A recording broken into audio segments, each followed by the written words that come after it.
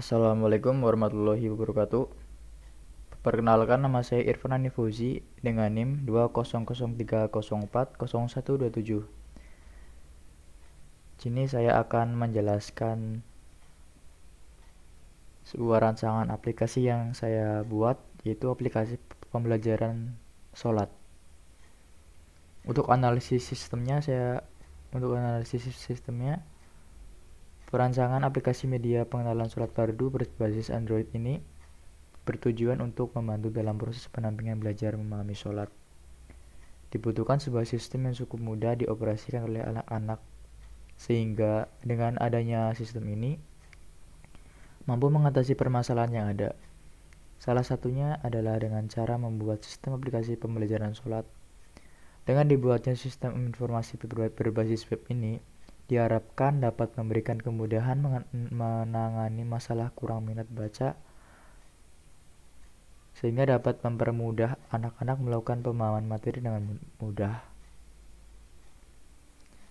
Untuk bahan penelitiannya, saya menggunakan buku dan referensi dari internet saja.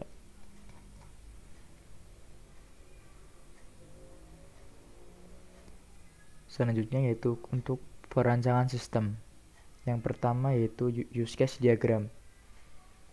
Use case diagram adalah satu dari berbagai jenis diagram UML atau Unified Modeling Language yang menggambarkan hubungan interaksi antara sistem dan aktor.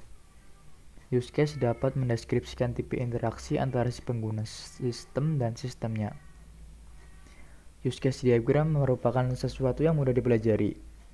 Langkah awal untuk melakukan pemodelan tentu perlunya suatu diagram yang mampu menjabarkan aksi aktor dengan aksi sistem itu sendiri, seperti yang terdapat pada use case diagram.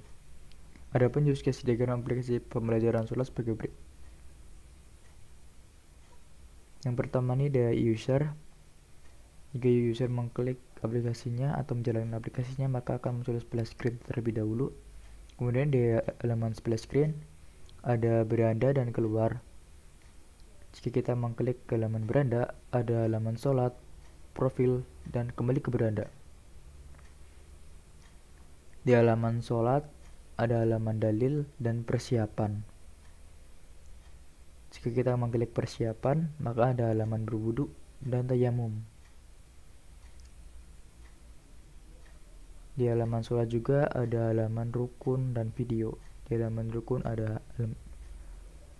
isinya ada niat, takbiratul ihram, doa iftitah, surah al-fatihah, surah pendek, ruku, itidal, sujud, duduk di antara dua sujud, tasyahud awal, tasyahud akhir, dan salam. Kemudian ada video. Di video ada halaman materi sholat. Selanjutnya yaitu sequence diagram.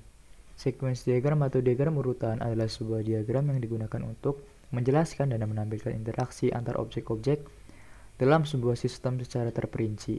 Selain itu, sequence diagram juga akan menampilkan pesan atau perintah yang dikirim beserta waktu pelaksanaannya. Objek-objek yang berhubungan dengan berjalannya proses operasi bisa diurutkan dari kiri ke kanan. Diagram ini terdiri dari dua dimensi, yaitu dimensi vertikal yang menunjukkan waktu dan dimensi horizontal yang menunjukkan objek-objek. Tiap-tiap objek, termasuk aktor, memiliki waktu aktif yang dapat digambarkan dengan kolom vertikal yang disebut dengan lifeline. Sementara itu, pesan atau perintah digambarkan sebagai garis panah dari satu lifeline ke lifeline lain. Seperti ini. Sini ada pengguna. Jika pengguna meng-start aplikasinya, akan muncul halaman beranda. Jika mengklik menu sholat, maka akan muncul seperti ini. Beranda, jika diklik profil akan muncul menu profilnya. Jika kita klik kembali ke beranda, maka akan kembali ke beranda lagi. Seperti itu. Ini adalah sequence diagram yang pertama. Di sini ada sequence diagram yang kedua.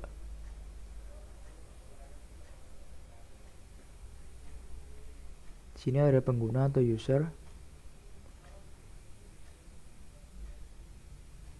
Di beranda ada list menunya. Saya hanya menambahkan menu sholat saja.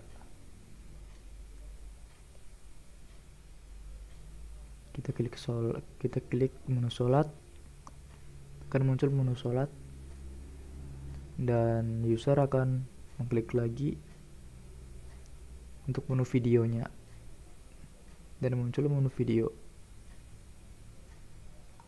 Kemudian user akan mengklik lagi untuk memilih file video yang akan ditonton. Yang ketiga yaitu activity diagram. Activity diagram merupakan rancangan aliran aktivitas atau aliran kerja dalam sebuah sistem yang akan dijalankan. Activity diagram juga digunakan untuk mendefinisikan atau mengelompokkan aluran tampilan dari sistem tersebut. Activity diagram memiliki komponen dengan bentuk tertentu yang dihubungkan dengan tanda panah. Panah tersebut mengarah ke urutan aktivitas yang terjadi dari awal hingga akhir. Sini ada user atau penggunanya memilih aplikasi sholat fardu atau menjalankan aplikasi sholat fardu. Di Android device-nya menampilkan splash screen, dan di sistem Android-nya memproses halaman menu awal beranda. Kemudian di sini ada apakah sistem error. Jika iya, aplikasi akan tertutup atau force close. Jika tidak, akan menampilkan menu sholat. Di menu sholat ada menu dalil, menu persiapan, menu rukun, dan menu video. Kemudian, jika sistemnya tidak error, akan menampilkan menu profil, dan di menu profil ada menu melihat profil juga. Kemudian jika sistem tidak error lagi, akan menampilkan menu kembali ke beranda, yang isinya adalah melihat menu kembali ke beranda. Itu merupakan activity diagram yang pertama. Activity diagram yang kedua yaitu sini adalah user memilih menu sholat, kemudian di sistem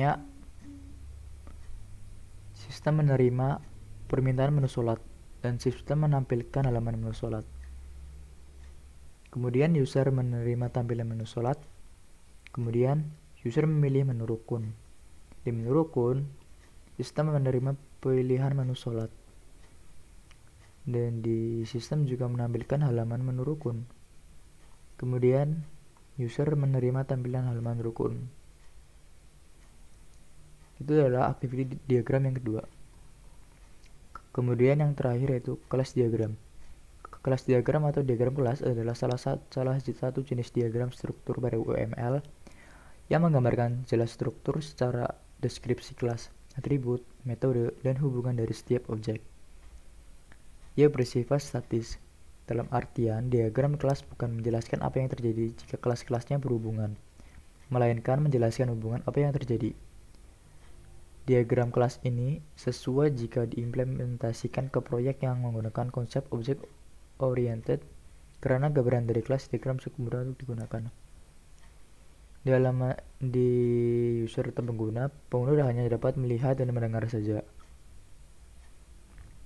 Di menu persiapan, pengguna hanya dapat melihatnya saja dengan cara membacanya.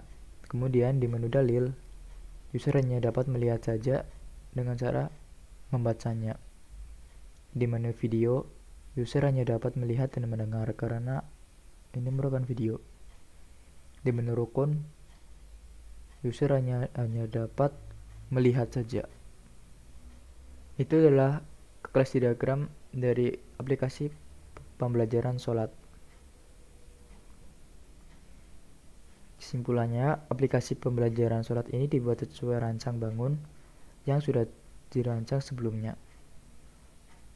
Untuk sarannya, aplikasi ini dapat dikembangkan lebih luas lagi dengan menambahkan rancang bangun dan menggunakan bahasa pemrograman yang lebih banyak lagi. Mungkin cukup sekian dari saya, kurang lebihnya mohon maaf. Wassalamualaikum warahmatullahi wabarakatuh.